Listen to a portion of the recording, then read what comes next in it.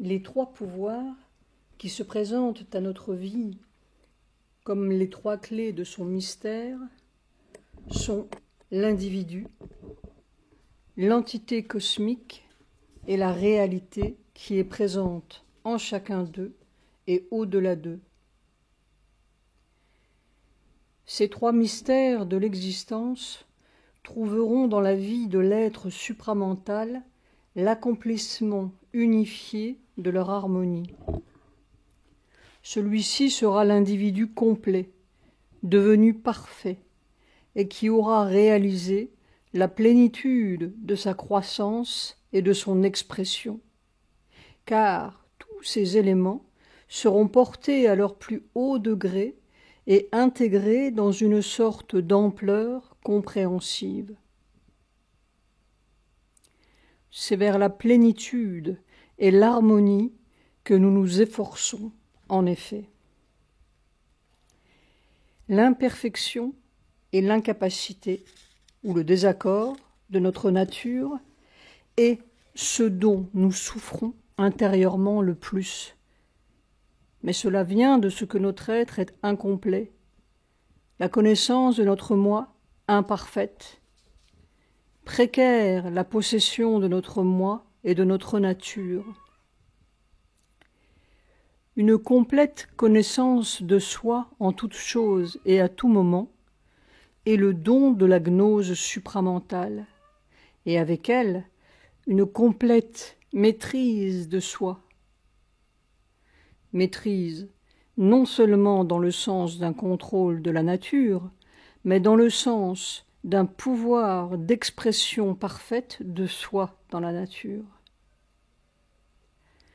Cette connaissance du moi, quelle qu'elle soit, trouvera à s'incarner parfaitement dans la volonté du moi, et la volonté s'incarnera parfaitement dans l'action du moi, ce qui aura pour conséquence une complète formulation dynamique du moi dans sa propre nature.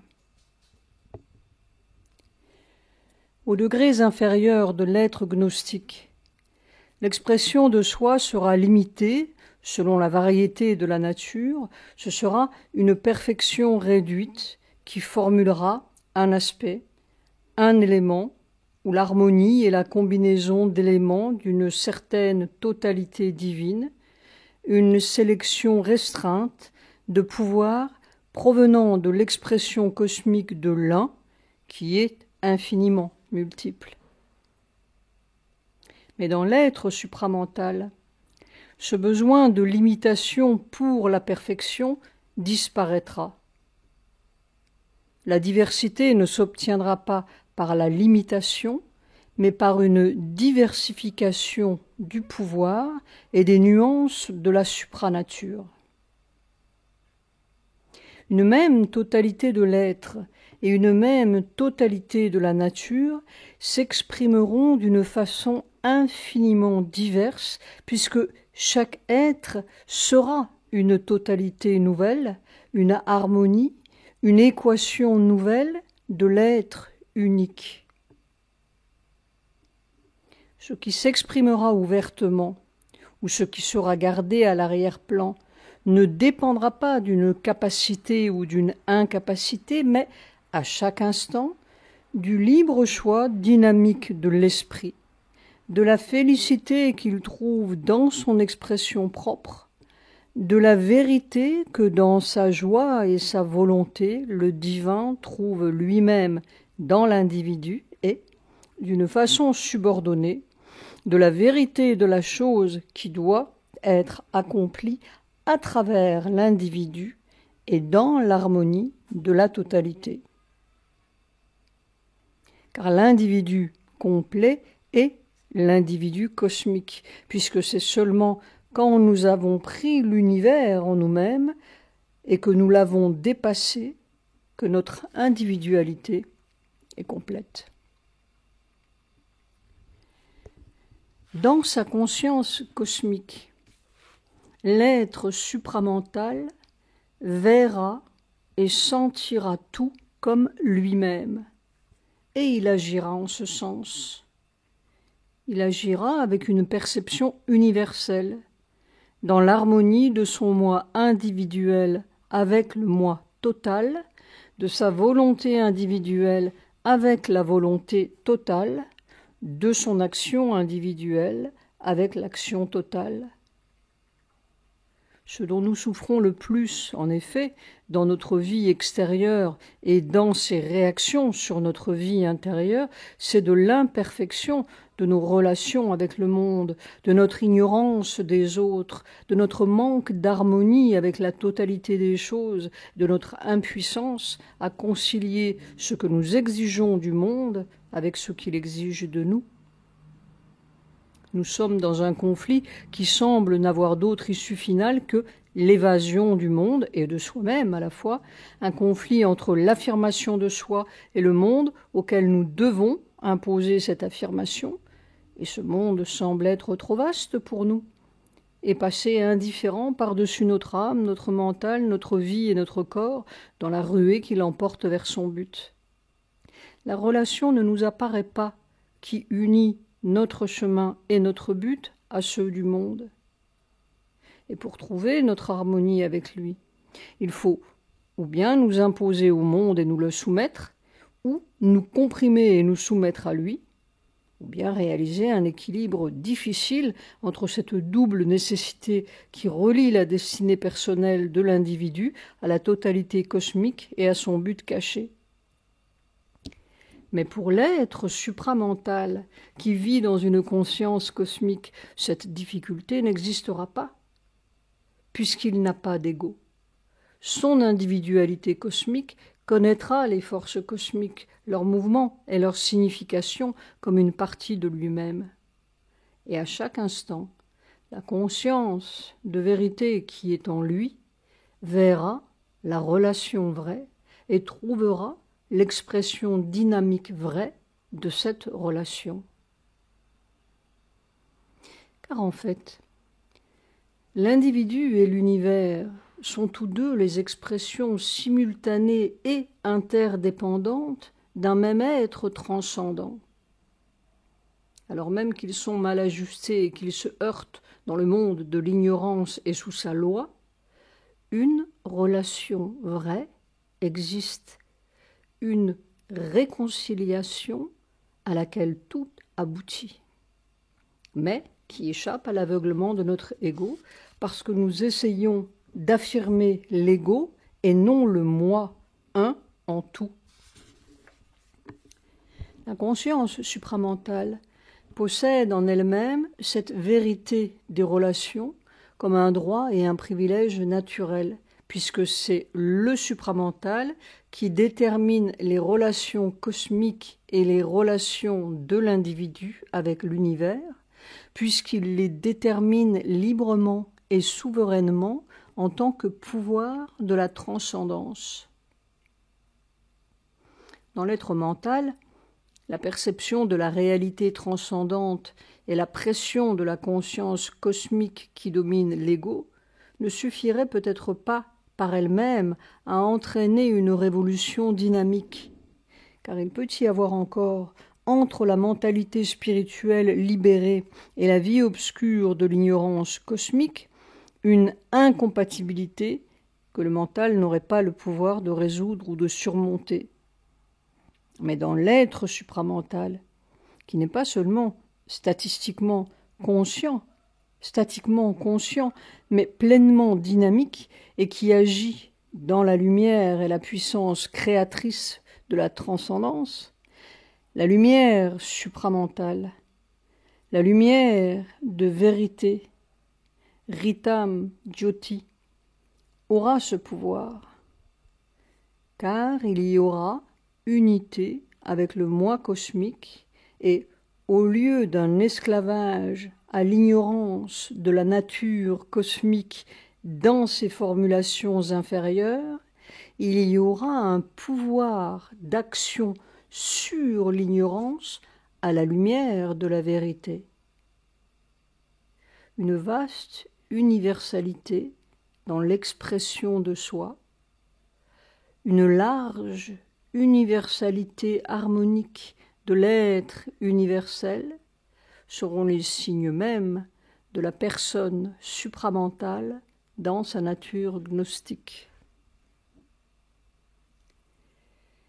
L'existence de l'être supramental sera le jeu d'un pouvoir de vérité de l'existence une et de la conscience une qui se manifeste diversement et innombrablement pour la joie de l'existence unique. La joie de la manifestation de l'esprit dans la vérité de son être sera le sens même de la vie gnostique. Tous ces mouvements seront l'expression de la vérité de l'esprit et aussi de la joie de l'esprit. Une affirmation de l'existence spirituelle, une affirmation de la conscience spirituelle, une affirmation de la joie d'être spirituelle. Mais ceci n'aura rien de commun avec ce que l'affirmation de soi tend à être chez nous, en dépit de l'unité sous-jacente. Ce ne sera pas une chose égocentrique, séparative, opposée, qui reste indifférente ou insuffisamment sensible à l'affirmation de soi chez les autres ou à ce qu'ils exigent de l'existence. Étant un avec tous dans son moi, l'être supramental cherchera non seulement la félicité de la manifestation de l'esprit en lui-même, mais aussi la félicité du divin en tous.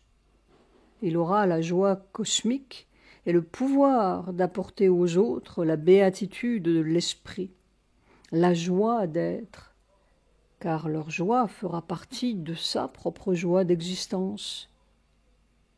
S'occuper du bien de tous les êtres, faire sienne la joie et la douleur des autres, ont été décrits comme un signe de l'homme libéré et spirituellement accompli.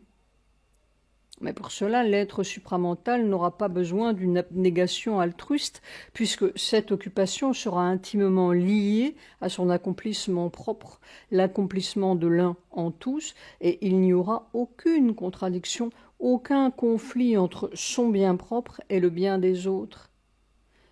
Il n'aura pas besoin non plus de vouloir pour lui-même une sympathie universelle en se soumettant aux joies et aux douleurs des créatures dans l'ignorance. La sympathie cosmique fera partie de la vérité innée de son être et ne dépendra pas d'une participation personnelle aux joies inférieures et aux souffrances. Elle transcendera ce qu'elle embrasse et dans cette transcendance sera son pouvoir. Son sentiment d'universalité et l'universalité de son action seront toujours un état spontané et un mouvement naturel, une expression automatique de la vérité, un acte de la joie de l'esprit dans son existence propre. Il ne peut y avoir ici aucune place pour le moi limité, pour le désir, ni pour la satisfaction ou la frustration du moi limité, ni pour la satisfaction ou la frustration du désir, aucune place pour le bonheur et le chagrin relatifs et soumis aux circonstances qui visitent et affligent notre nature limitée, car ces choses appartiennent à l'ego et à l'ignorance, non à la liberté et à la vérité de l'esprit. L'être gnostique aura la volonté de l'action, mais aussi la connaissance de ce qu'il faut vouloir et le pouvoir de réaliser sa connaissance. Il ne sera pas conduit par ignorance à faire ce qu'il ne doit pas être fait. Il n'agira pas non plus pour les fruits de son action ni pour ses résultats, car sa joie sera dans l'être et dans le faire, dans le pur état de l'esprit, dans la pure action de l'esprit, dans la pure félicité de l'esprit. De même que sa conscience statique contiendra tout en elle-même et jouira donc nécessairement et pour toujours de sa propre plénitude, de même, sa conscience dynamique trouvera à chaque instant et dans chaque acte la liberté spirituelle et la plénitude de son être. Chaque chose sera vue dans sa relation avec la totalité, de sorte que chaque pas sera en soi lumineux, joyeux, satisfaisant, parce que chaque pas sera à l'unisson d'une lumineuse totalité. Cette conscience, cette façon de vivre dans la totalité spirituelle et de fonder son action sur elle, une totalité satisfaisante dans l'essence de l'être et une totalité satisfaisante dans le mouvement dynamique de l'être. Et, à chaque pas, la perception des relations de cette totalité, tels sont, en vérité, les signes mêmes de la conscience supramentale. Ce qui la distingue des mouvements ignorants et incohérents de notre conscience dans l'ignorance. L'existence gnostique. La joie de l'existence gnostique sont une existence et une joie universelle et totale. Et cette totalité, cette universalité se retrouveront présentes dans chaque mouvement séparé. En chacun d'eux se trouvera non une expérience partielle du moi ou une petite fraction de sa joie, mais la perception du mouvement total d'un être intégral et la présence de sa félicité d'être tout entière, de l'ananda intégral. Lorsqu'elle se réalisera en acte, la connaissance de l'être gnostique ne sera pas une connaissance idéative, mais l'idée réelle du supramental, l'instrument d'une lumière de conscience essentielle. Ce sera la lumière propre de la totale réalité de l'être et de son total devenir, qui coulera en un flot continu et remplira chaque acte particulier, chaque activité de la pure et totale félicité de son existence en soi. Pour une conscience infinie qui a la connaissance par identité, il y a en chaque différenciation la joie et l'expérience de l'identique dans tout ce qui est fini et senti l'infini.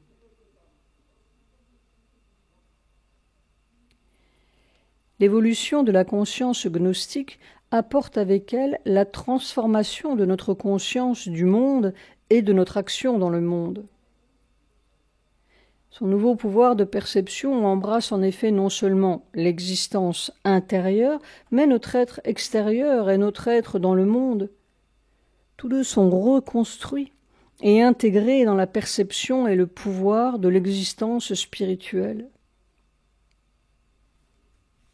Avec ce changement, doivent se produire en nous un renversement et un rejet de notre mode actuel d'existence, et en même temps, un accomplissement de ses tendances et de son orientation intérieure, car, à présent, nous nous tenons entre deux termes, un monde extérieur de vie et de matière qui nous a construits, et une reconstruction du monde par nous-mêmes dans le sens de l'évolution de l'esprit.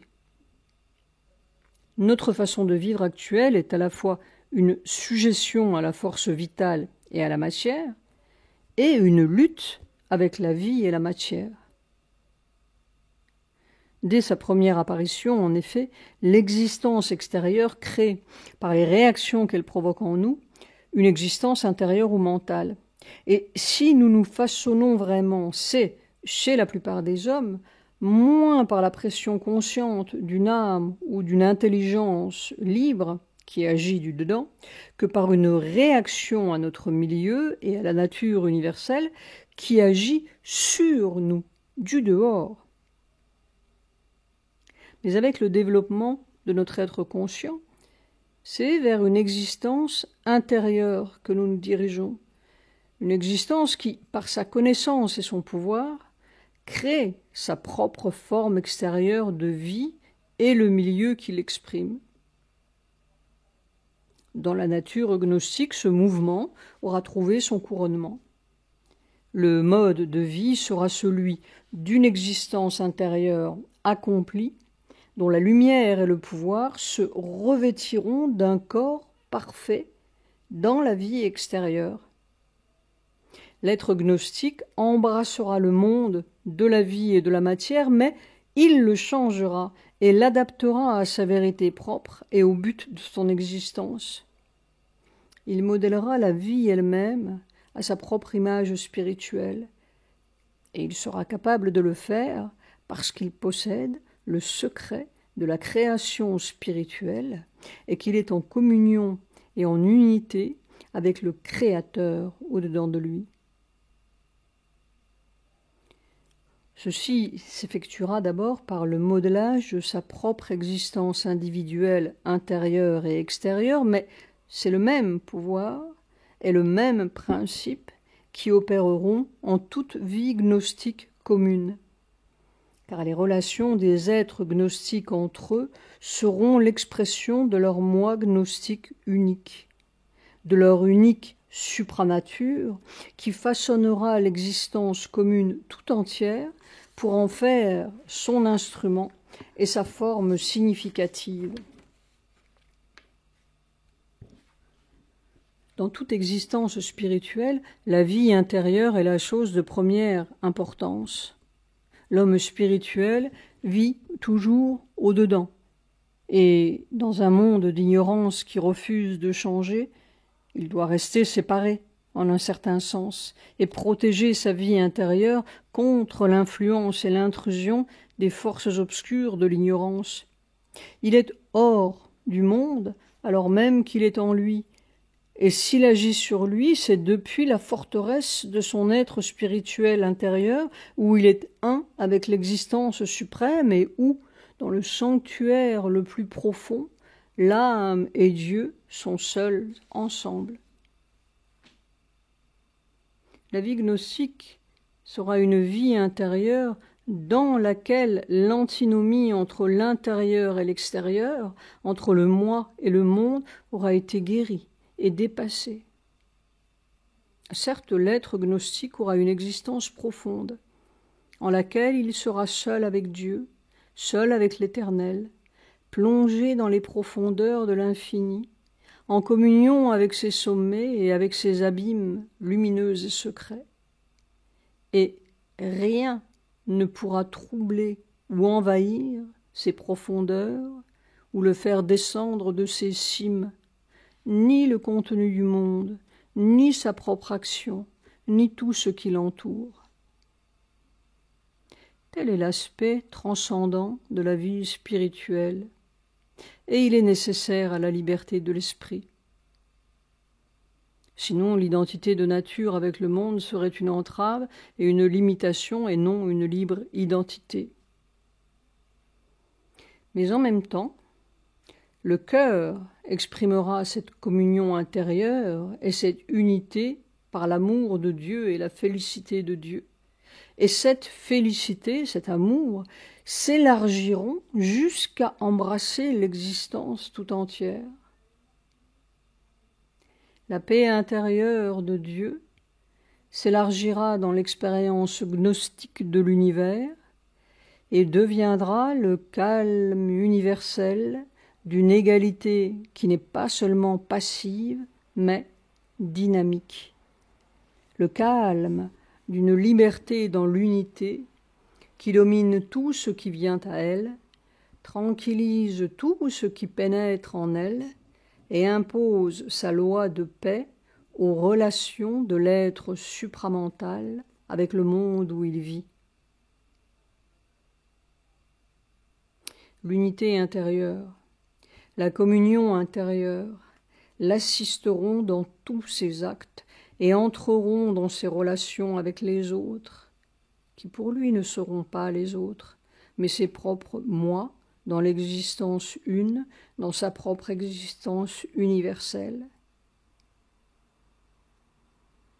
c'est cet équilibre et cette liberté de l'esprit qui lui permettront de prendre toute vie en lui-même, tout en demeurant le moi spirituel, et d'embrasser même le monde de l'ignorance sans lui-même entrer dans l'ignorance.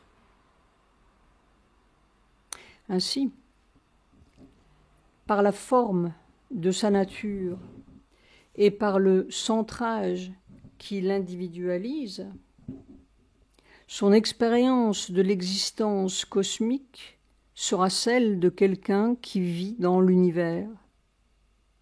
Mais en même temps, par sa diffusion et son extension dans l'unité, son expérience sera celle de quelqu'un qui porte en soi l'univers et tous les êtres. Cet état d'extension ne sera pas seulement une extension dans l'unité du moi ou une extension dans une idée et une vision conceptive, mais l'extension d'une unité dans le cœur, dans les sensations, dans la conscience physique concrète. Sa conscience, ses sensations, son sentiment cosmique seront tels que toute vie objective fera partie de son existence subjective et qu'il réalisera, percevra, sentira, verra, entendra le divin dans toutes les formes. Toutes les formes et tous les mouvements seront réalisés, perçus, vus, entendus, sentis, comme s'il prenait place dans l'immensité de l'existence de son propre moi. Le monde sera non seulement relié à sa vie extérieure, mais aussi à sa vie intérieure. Ce n'est pas seulement dans sa forme extérieure qu'il touchera le monde par un contact extérieur, mais il sera intérieurement en contact avec le moi interne des choses et des êtres. Il touchera consciemment leurs réactions intérieures, non moins que leurs réactions extérieures. Il percevra en eux cela qu'ils ne perçoivent pas eux-mêmes. Il agira sur tout avec une compréhension intérieure, accueillera tout avec une sympathie parfaite et un sens d'unité, mais aussi avec une indépendance qui ne se laisse dominer par aucun contact. Son action sur le monde sera surtout une action intérieure par le pouvoir de l'esprit, par l'idée force spirituelle supramentale qui se formule dans le monde, par le verbe secret qui n'est point prononcé, par le pouvoir du cœur, par la force vitale dynamique, par la puissance enveloppante et pénétrante du moi, un avec toute chose. L'action extérieure, exprimée et visible, ne sera qu'une frange, une dernière projection de cette totale activité unique et immense. En même temps, la vie intérieure, universelle de l'individu ne sera pas confinée à un contact qui pénètre et enveloppe le seul monde physique. Elle s'étendra au-delà parce qu'elle réalisera pleinement le rapport naturel qui unit l'être intérieur subliminal aux autres plans de l'existence.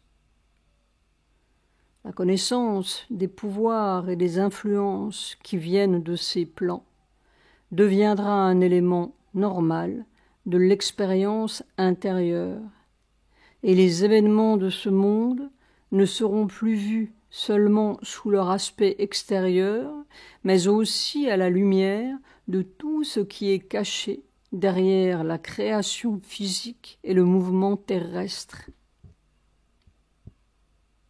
Un être gnostique ne possédera pas seulement la maîtrise du monde physique, une maîtrise consciente de la vérité, telle que la confère le pouvoir de l'esprit réalisé, mais il aura aussi le plein pouvoir sur les plans mentaux et vitaux, et il utilisera leur force plus grande pour la perfection de l'existence physique. Cette connaissance plus grande et cette maîtrise plus vaste de toute l'existence augmenteront considérablement le pouvoir d'action de l'être gnostique sur son milieu et sur le monde de la nature physique.